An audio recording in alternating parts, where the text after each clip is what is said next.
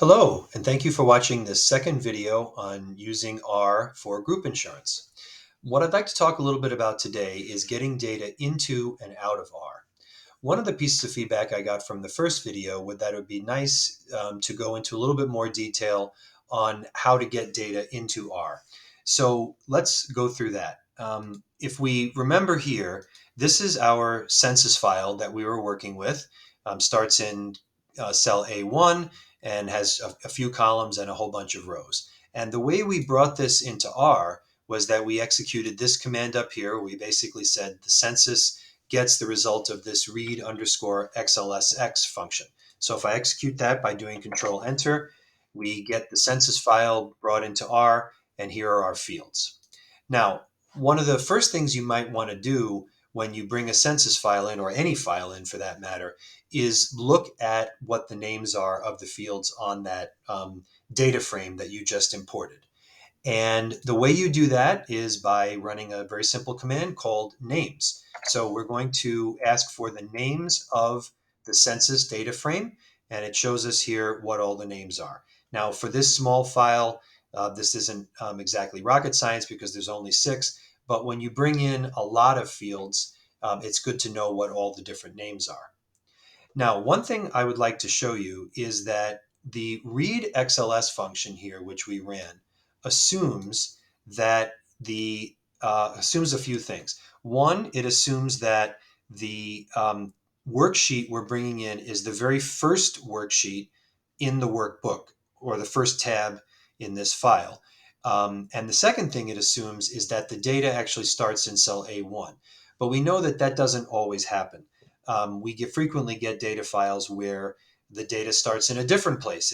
There might be some titles, or some bold headings or something, and sometimes the data starts in a different place. So here I've kind of just offset everything by one row and one column so that we can see that the data here starts in cell B2 as opposed to A1, and also it's in a different tab than the very first one.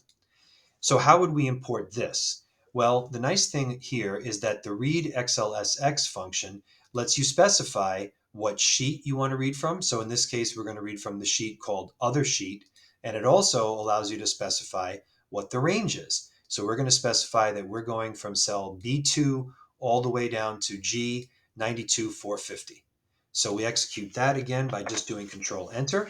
And now here's our census other sheet file, and it's the exact same thing. So I just wanted to show you that you can actually give some specifications to this read_xlsx function.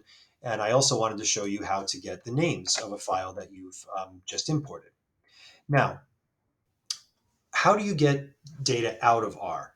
Well, there's many different ways to do this, but one way that I use frequently is using this function called write.csv. So up here we had read an XLSX file. Here we're going to write a CSV file.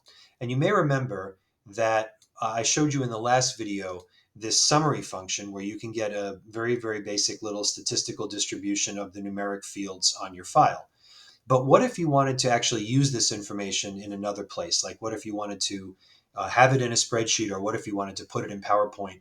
Well, the way I do it, or one way I do it, is by wrapping the result of this summary census command in the write.csv file command. So what I'm saying here is write a CSV file of the summary census and write it to the file called summary.csv. I specify what the name of the output file is here.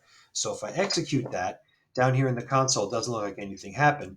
But if we go now to the working directory, we'll see that we have a new file in here called summary, and it's a comma-separated value file. We can see here.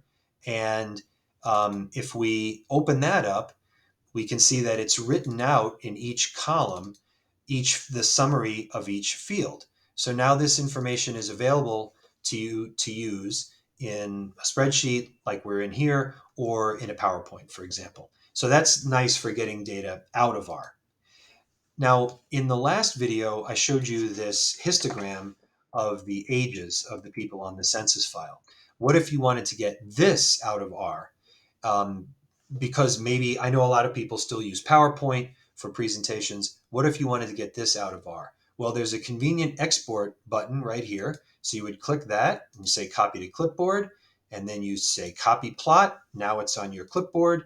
Go to your PowerPoint presentation and you just paste it in there, and there it is. Now you've got this nice graph in here to use in a PowerPoint presentation.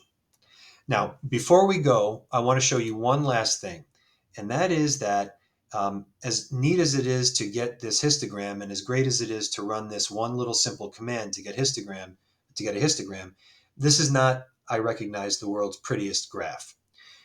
This set of code here is a different way of doing a graph.